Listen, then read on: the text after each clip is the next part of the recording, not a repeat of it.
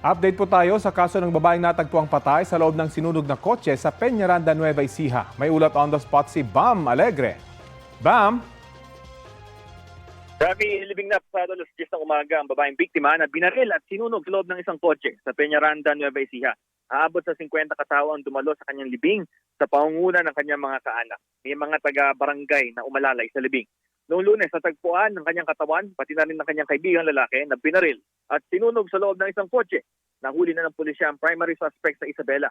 Nakilala siya dahil nakapag-selfie pa ang biktima at naipadala ito sa kanyang asawa sa Amerika bago nangyari ang krimen. Sa selfie na ito kasama sa mismong sasakyan ng babae na pinaniniwala ang mastermind ng krimen pati ang kanyang asawa. May ilan ding inarestong accessory sa krimen na nagkanlong sa suspect na mastermind. At large naman ng gunman na nakunan sa CCTV, pati ang nagmamaneho ng getaway tricycle niya. Tinitingnan ng pulisya ang motibo na may utang ang suspect sa biktimang babae.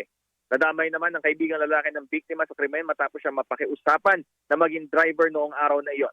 Nasa Pilipinas na ang asawa ng biktimang babae ngayon pero tumangging humarap sa kamera. Ang kapatid naman ng biktima nagbigay ng pahayag para sa kanilang pamilya pero hindi rin siya nagpakita sa kamera dahil nangangamba para sa kanilang pamilya.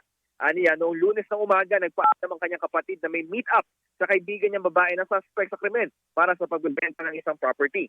Nakiusap lang sila sa kanilang family friend nga na i-drive sila dahil hindi niya masamahan ng kapatid dahil nagbabantay ng bahay. Sunod na lang niya nalaman ng krimen nang kontakin siya ng pulisya. Siya nagkumpirma ang kanyang kapatid na yun nga yung nasa loob ng kotse na nasunog.